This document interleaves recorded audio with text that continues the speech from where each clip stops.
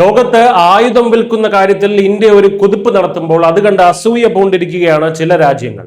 ഇന്ത്യയെ ആഗോളതലത്തിൽ നാണം കെടുത്താൻ തുർക്കിയും അസർബൈജാനും ചേർന്ന് മെനഞ്ഞ ഒരു ഗംഭീര മാസ്റ്റർ പ്ലാൻ ഒടുവിൽ 8 നിലയിൽ പൊട്ടിയിരിക്കുകയാണ്.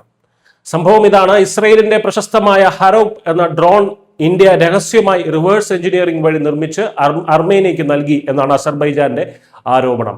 അതായത് ഇസ്രയേലിന്റെ ഹരോപ്പ് എന്ന ഡ്രോൺ ഇന്ത്യ രഹസ്യമായി അഴിച്ചു പഠിച്ച് എന്നിട്ട് അതിനെ കോപ്പി അടിച്ച് നിർമ്മിച്ച് അർമേനിയയ്ക്ക് നൽകി എന്നാണ് അസർബൈജാൻ ആരോപിക്കുന്നത്. അർമേനിയ പുതിയതായി പുറത്തിറക്കിയ ഡ്രാഗൺ ഫ്ലൈ 3 എന്ന ഡ്രോണാണ് അസർബൈജാനെ ഭയപ്പെടുത്തുന്നത്. ഇത് ഇന്ത്യ കോപ്പി അടിച്ചു കൊടുത്തതാണെന്ന് വരുത്തി തീർക്കാൻ ആയിരുന്നു ശ്രമം. എന്നാൽ ആ ഡ്രോണിന്റെ നിർമ്മാണവുമായി ഇന്ത്യക്ക് യാതൊരു ബന്ധവുമില്ലെന്ന് അർമേനിയൻ കമ്പനി വ്യക്തമാക്കി. മാത്രമല്ല, ഡ്രോൺ പരിശോധിച്ച ശേഷം ഇന്ത്യ ഇതിലൊരു തട്ടിപ്പും നടത്തിയിട്ടില്ല എന്നും ഇസ്രയേൽ തന്നെ നേരിട്ട് വ്യക്തമാക്കിയതോടെ തുർക്കിയുടെയും അസർബൈജാന്റെയും വായടഞ്ഞു. ഇതിന് പിന്നിലെ യഥാർത്ഥ കളി നമ്മൾ മനസ്സിലാക്കേണ്ടതായിട്ടുണ്ട്. 2020 യുദ്ധത്തിൽ ഇതേ ഇസ്രയേലി ഡ്രോണുകൾ ഉപയോഗിച്ചാണ് അസർബൈജാൻ അർമേനിയയെ തോൽപ്പിച്ചത്. എന്നാൽ ഇന്ന് കഥ മാറി. ഇന്ത്യയുടെ പിനാക്ക മിസൈലുകളും ആകാശ് വ്യോമ പ്രതിരോധ സംവിധാനങ്ങളും അത്യാധുനിക ടാങ്കുകളും എത്തിയതോടെ അർമേനിയ ശക്തമായി തിരിച്ചടിക്കാൻ തുടങ്ങി. തങ്ങളുടെ ശത്രുവായ അർമേനിയയെ ആയുധം നൽകി ഉയർത്തെഴുന്നേൽക്കാൻ സഹായിക്കുന്ന ഇന്ത്യയോടുള്ള കലിപ്പാണ് അസർബൈജാനും അവരുടെ അടുത്ത സഖ്യകക്ഷിയായ തുർക്കിക്കും.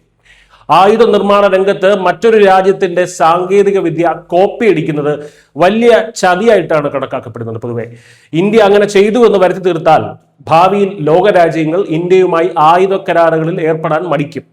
ഫ്രാൻസുമായി ചേർന്ന് യുദ്ധവിമാന എഞ്ചിനുകൾ വരെ നിർമ്മിക്കാൻ പോകുന്ന ഇന്ത്യയുടെ പ്രതിച്ഛായ തകർക്കുക, ആയുധ വിപണിയിലെ ഇന്ത്യയുടെ കുതിപ്പിനെ തടയിടുക, ഇതായിരുന്നു തുർക്കി പ്രസിഡന്റ് എർദോഗാന്റെയും അസർബൈജാന്റെയും ലക്ഷ്യം. പക്ഷേ സ്വന്തം പങ്കാളിയായ ഇസ്രയേൽ തന്നെ ഇന്ത്യക്ക് ക്ലീൻ ചിറ്റ് നൽകിയതോടെ ഈ ഗൂഢാലോചന ചീട്ടുകൊട്ടാരം പോലെ തകർന്നു വീണു. ചുരുക്കത്തിൽ, കുറുക്കൻ ചത്തതിൽ കോഴിക്ക് എന്തായാലും സങ്കടമില്ല എന്ന് പറയുന്നത് പോലെയാണ് ഈ വിഷയത്തിൽ ഇന്ത്യയുടെ നിലപാട്. ഇന്ത്യയെ കൊടുക്കാൻ വന്ന് സ്വന്തം ഗൂഢാലോചന പൊളിഞ്ഞ് തുർക്കിയും അസർബൈജാനും ലോകത്തിന് മുന്നിൽ നാണം കെടുമ്പോൾ, തൊലി ഉരിഞ്ഞു നിൽക്കുമ്പോൾ ഇന്ത്യക്കതിൽ യാതൊരു സങ്കടവുമില്ല.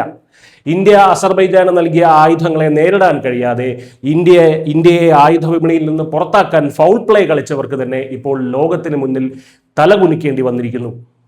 പ്രതിരോധ രംഗത്തെ ഇന്ത്യയുടെ ഈ മുന്നേറ്റം തടയാൻ ഇത്തരം വില കുറഞ്ഞ ചെപ്പടി വിദ്യകൾക്കൊന്നും കഴിയില്ലെന്ന് ഒരിക്കൽ കൂടി വ്യക്തമായിരിക്കുകയാണ്. News desk, news India Malayalam.